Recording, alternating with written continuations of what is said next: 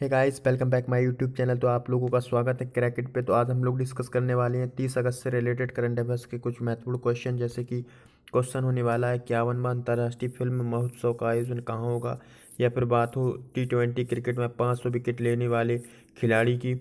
और हम लोग जानेंगे राष्ट्रीय खेल दिवस कब मनाया जाता है। तो क्वेश्चन आपकी स्क्रीन पर फर्स्ट है, यानी कि हाल में भारत ने 14वीं रक्षा नीति वार्ता किस देश से की। तो यानी कि इसका राइट आंसर हो जाएगा ऑप्शन ए सिंगापुर। क्या होगा? तो इसका राइट आंसर हो जाएगा दोस्तों सिंगापुर। यानी सिंगापुर के साथ अभी हाल में भारत ने 14वीं यानी कि 14वीं रक्षा नीति वार्ता की है। अब हम लोग यहाँ पे जानेंगे जो वार्ता है, तो ये वीडियो कॉन्फ्रेंसिंग के जरिए से हुई है। किसके यानी कि किस जरिए से? तो वीडियो कॉन्फ्रेंसिंग के जरिए से ये वार्ता संपन्न हुई। और इसमें अध्यक्षता भारत की ओर से अगर बात की जाए, भारत की ओर से, तो भारत की ओर से इसमें अध्यक्षता की है किसने? तो यानी कि रक्षा सचिव होंगे डॉक्टर अजय कुमार। सिंगापुर से अगर हम लोग बात करते हैं तो सिंगापुर के रक्षा सचिव होंगे श्री चेन हेंग, जो कि आपको तस्वीर में दिख रहे हैं। जैसे कि अब नेक्स्ट आपका क्वेश्चन यहाँ से बन सकता है, यानी कि लिंक करके हम लोग पढ़ेंगे। अभी हाल में व्यापारिक यानी व्यापार, आर्थिक और वैज्ञानिक सहयोग मीटिंग किसके साथ हुई? तो अभी भारत और यानी कि वियतनाम के साथ। किसके साथ? भारत और वियतनाम के साथ संपन्न हुई।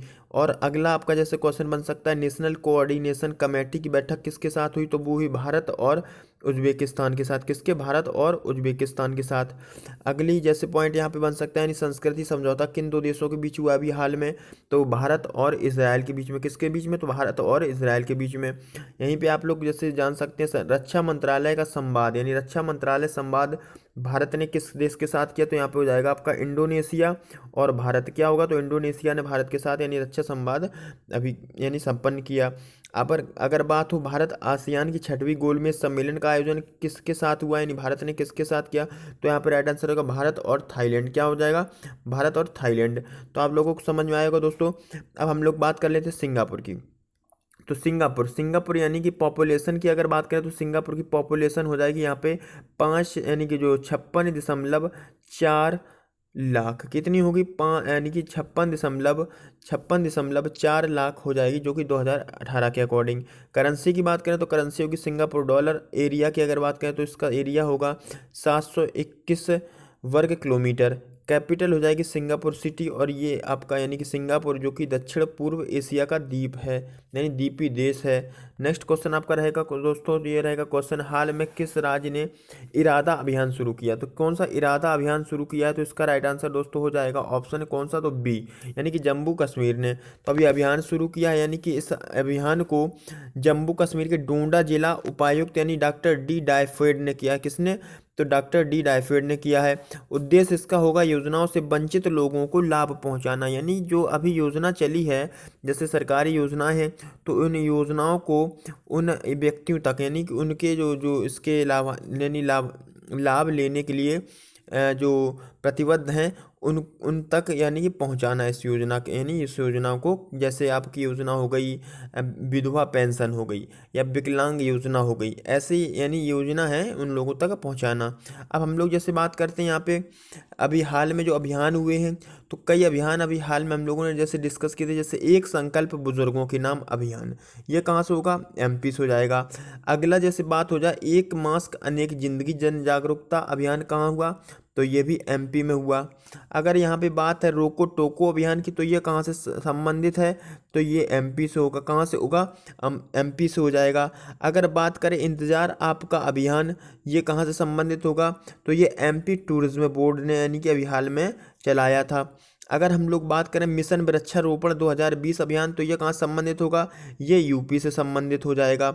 अगर हम लोग जैसे यहीं पे बात करें आत्मनिर्भर उत्तर प्रदेश रोजगार अभियान किसने शुरू किया?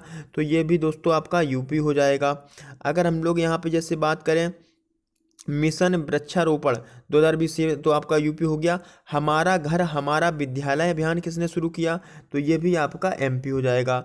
तो ऐसे कई अभियान हैं, हम लोग लिंक करके पढ़ते रहेंगे। एंड जम्मू कश्मीर की अगर हम लोग बात करें जम्मू कश्मीर, तो जम्मू कश्मीर यानी कि ये आपको जम्मू कश्मीर मैप में दिख रहा है। जैसे जम्मू कश्मीर की कैपिटल हो जाएगी क्या? तो इसकी कैपिटल दो है, एक है विंटर, एक है समर। अगर हम लोग जैसे बात करें विंटर की, तो विंटर की कैपिटल हो जाएगी जम्मू। क्या हो जाएगी? तो जम्मू हो जाएगी। श्रीनगर की अगर हम लोग बात करें तो श्रीनगर आपको ये दिख रहा है श्रीनगर, तो ये हो जाएगी समर कैपिटल। राज्यपाल अभी हाल में नए नियुक्त हुए हैं, कौन? तो मनोज सिन्हा।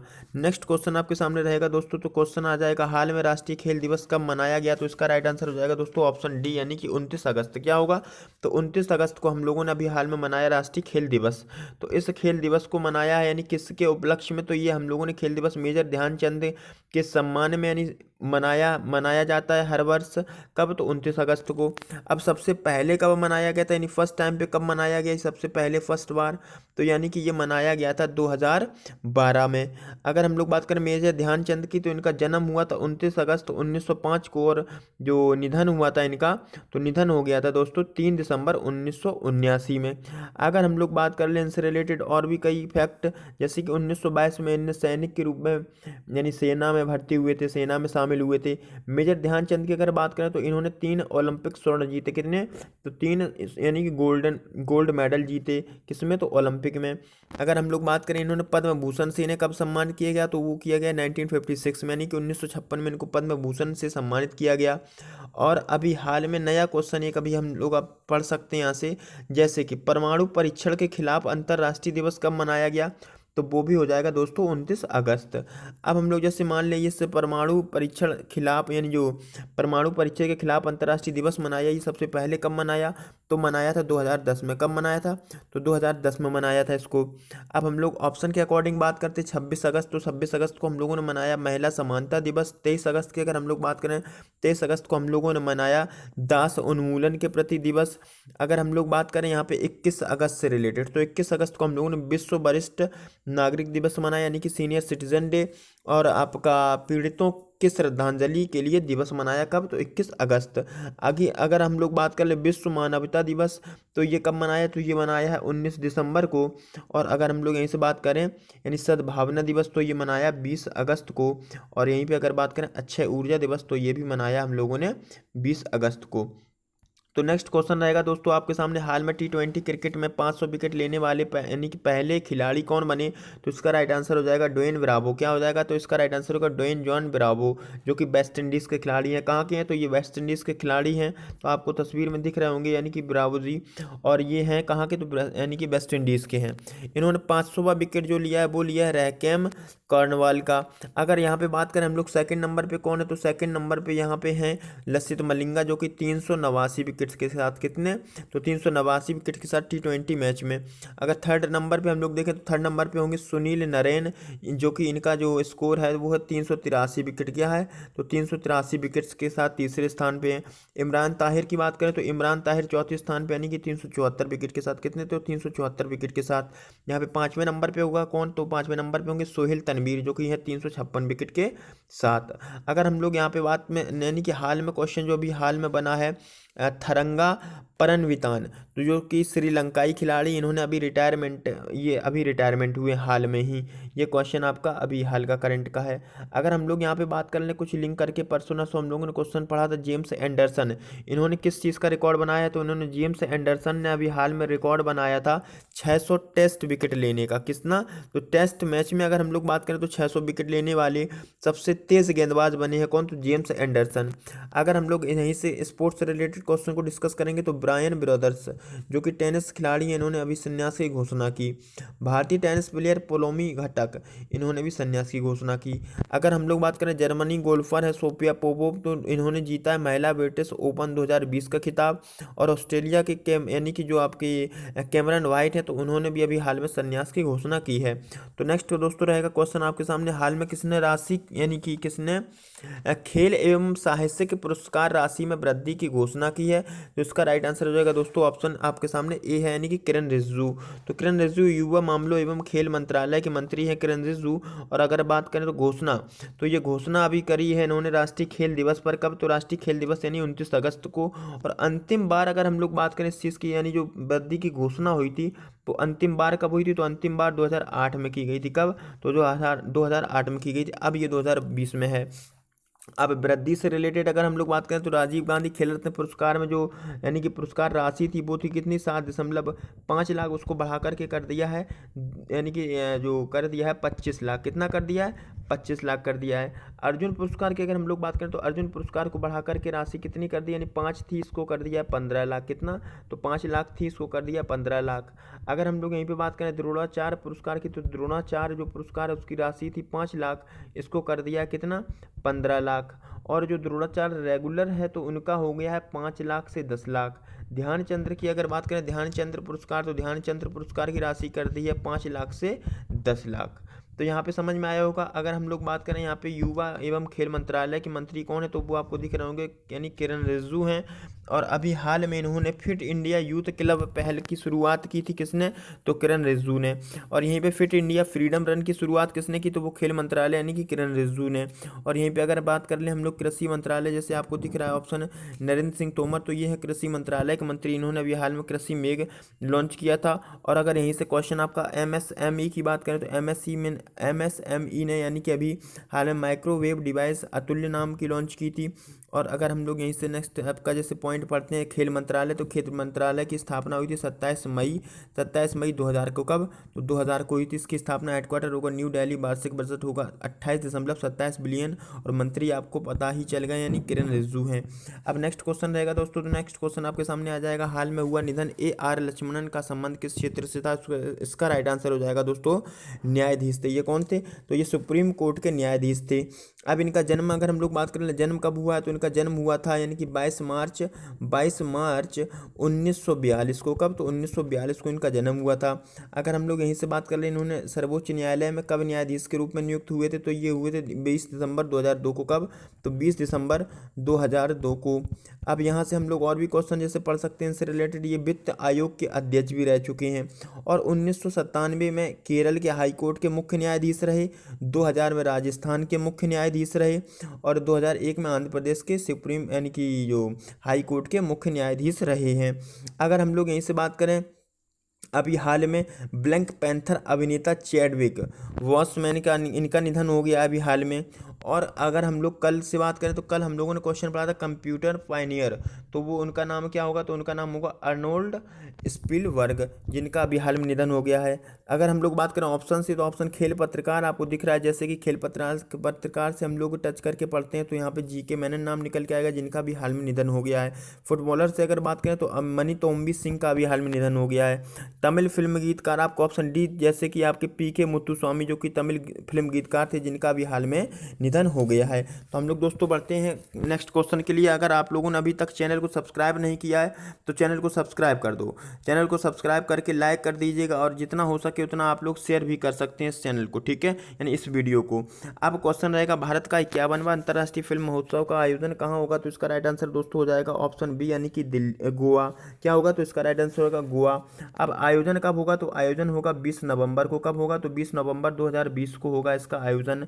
अब आयोजन है यानी किसका, तो 51वां अंतर्राष्ट्रीय फिल्म महोत्सव, यानी कि आपका IFFI।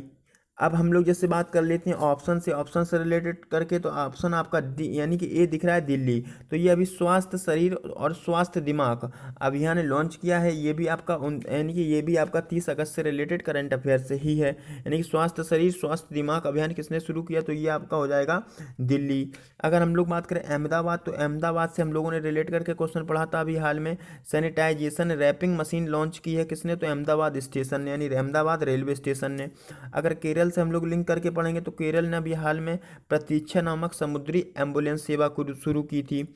अगर हम लोग बात करें यहाँ पे ड्रैगन फ्लाई महोत्सव, जैसे अगर हम लोग केरल से रिलेटेड करके पढ़ते हैं तो अभी हाल में यानी ड्रैगन फ्लाई महोत्सव किसने मनाया, तो वो मनाया केरल ने।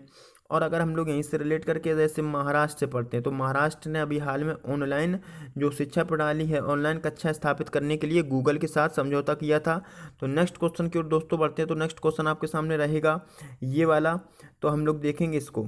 हाल में किस राज्य ने संविधान की 6ठी अनुसूची में आने के लिए विधानसभा में प्रस्ताव पारित किया, तो इसका राइट आंसर हो जाएगा दोस्तों ऑप्शन ए, यानी कि अरुणाचल प्रदेश।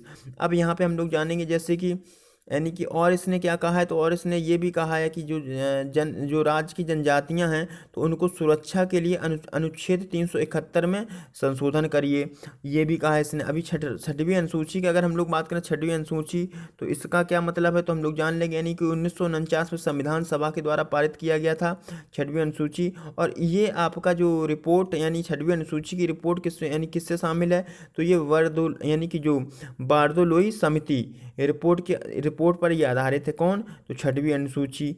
अब हम लोग जैसे बात कर ले वर्तमान में किस किस राज्य से संबंधित होगी, तो असम, मेघालय, त्रिपुरा और मिजोरम से संबंधित है, जो कि उनकी यानी कि जनजातियों से। अब हम लोग जैसे बात करें, ये आपका संविधान अनुच्छेद 244 के यानी कि 44 का पार्ट 2 और 275 का पार्ट 1 में शामिल है। अगर हम लोग यहीं से रिलेट करके क्वेश्चन और पढ़ते हैं, अभी हाल में यानी कि भारत का पहला अंतर्राष्ट्रीय व्यापार केंद्र, जो महिला व्यापार केंद्र स्थापित किया गया है, वो कहाँ किया गया है, तो वो आपका राइट आंसर हो जाएगा केरल। क्या होगा, तो केरल हो जाएगा।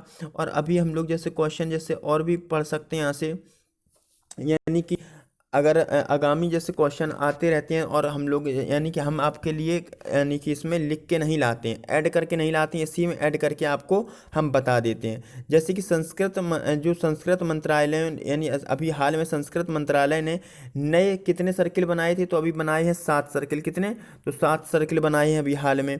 अगर ऑप्शन से हम लोग देखें, ऑप्शन आपको मुंबई दिख रहा होगा, तो मुंबई में अभी हाल में ट्राइब्स इंडिया शोरूम का उद्घाटन किया किसने, तो अर्जुन मुंडा ने। अगर हम लोग बात कर लें यहाँ पे असम, तो असम में अभी हाल में सबसे बड़ा यानी कि नदी रोपवे का उद्घाटन हुआ। अगर यूपी से रिलेटेड हम लोग करके बात कर लें, तो एनआरआई यूनिफाइड पोर्टल किसने लॉन्च किया, तो उत्तर प्रदेश सरकार ने। अगर हम लोग यहाँ पे बात कर लेते हैं अरुणाचल प्रदेश की, तो अरुणाचल प्रदेश की हो जाएगी यानी कैपिटल क्या हो जाएगी, तो कैपिटल होगी ईटानगर, सीएम हो जाएंगे पेमा खांडू, गवर्नर हो गए बीडी मिश्रा। तो नेक्स्ट आप लोगों से हम लोग मुलाकात करेंगे, हम आपसे मुलाकात करेंगे कल। तब तक के लिए आप लोग अगर चैनल सब्सक्राइब नहीं किए तो चैनल को सब्सक्राइब कर दीजिएगा और बेल आइकन को प्रेस कर देना, और इसको वीडियो को जितना हो सके उतना शेयर कर सकते हो। और अगर अब अभी तक आप लोगों ने सब्सक्राइब नहीं किया तो सब्सक्राइब प्लीज़ कर लीजिएगा, ठीक है। तो धन्यवाद, फिर मिलते हैं आप लोगों से कल एक बार फिर नई ऊर्जा नई सोच के साथ, यानी कि नई वीडियो के साथ। Thank you.